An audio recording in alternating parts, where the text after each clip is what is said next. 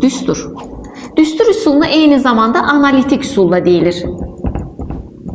Analitik usul bəyəkləri yazdım. Biz dedik funksiya y bərabərdir, fx formasında təyin olunur.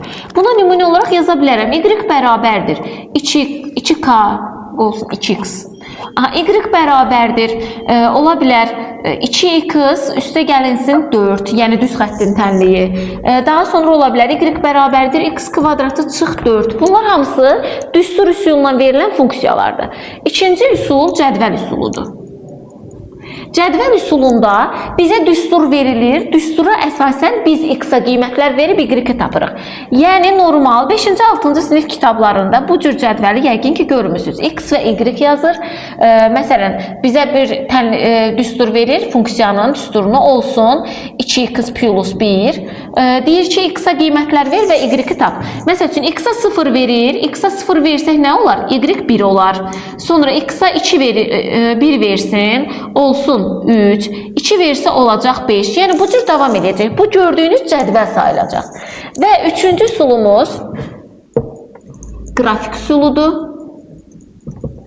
Funksiya qrafik üsulunda verilərkən mütləq düsturu verilməlidir, cədvəl verilməlidir və o cədvələ əsasən qrafik qurulmalıdır.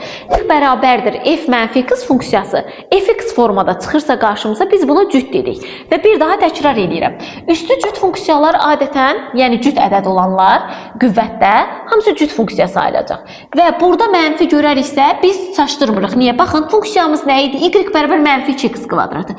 Mən x-in yerinə mənfi qoyanda tənliyi dəyişdi, funksiya dəyişdi, elə nə idisə o da qaldı. Əgər olduğu kimi qalırsa bu cüt funksiyadır. Və biz artıq başa düşürük ki, burada söhbət x-dan gedir. Bu mənfi 2 bizim funksiyanın əmsalıdır. Yəni kx kvadratıdır da k-sıdır. Bizim ondan işimiz yoxdur. Burada proses x-in və y-in üzərində gedir. İndi tək funksiya isə bunun tam əksini olacaq. Yəni verilmiş x çoxluğunda x daxildir df. Buradakı x daxildir deyif olarsa y bərabər mənfi, daha doğrusu f mənfi x bərabər mənfi fx olarsa bu funksiya tək funksiyadır.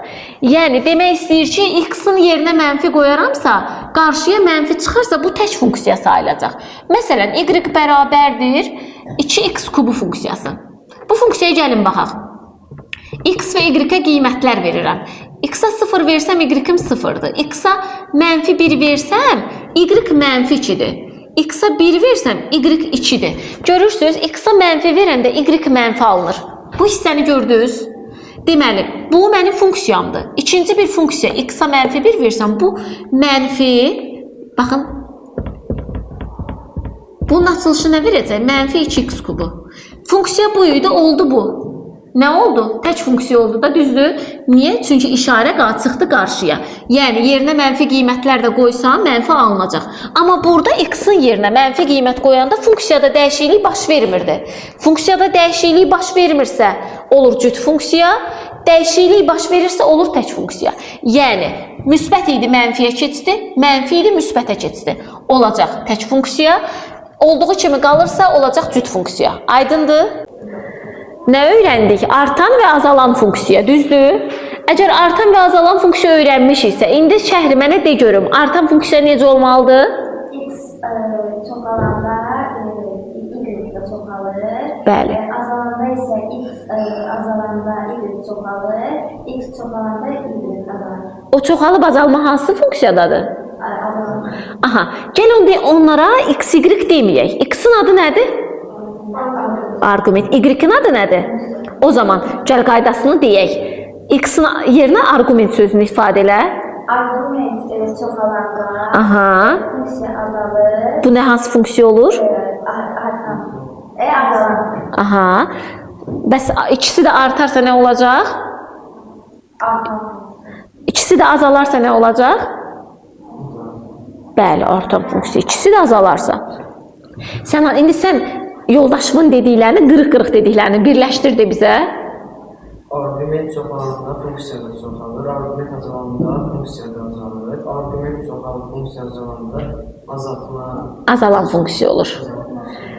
Gəl belə eləyək də, çoxalanda azalanda deməyək. Argumentin böyük qiymətinə, funksiyanın böyük qiyməti. Argumentin böyük qiymətinə, funksiyanın böyük qiyməti, argumentin kiçik qiymətinin funksiyanı.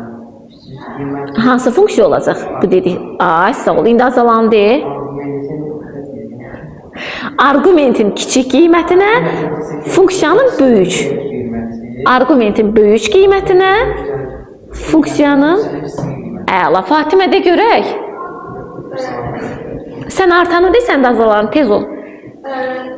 X'in böyük qiyməti. Arqument. Böyük qiymətinə, funksiyanın böyük qiyməti artan funksiya. Aha, azalan hansı oldu? Arqumentin böyük qiymətinə funksiyanın kiçik qiyməti olarsa, bu azalan funksiya olur.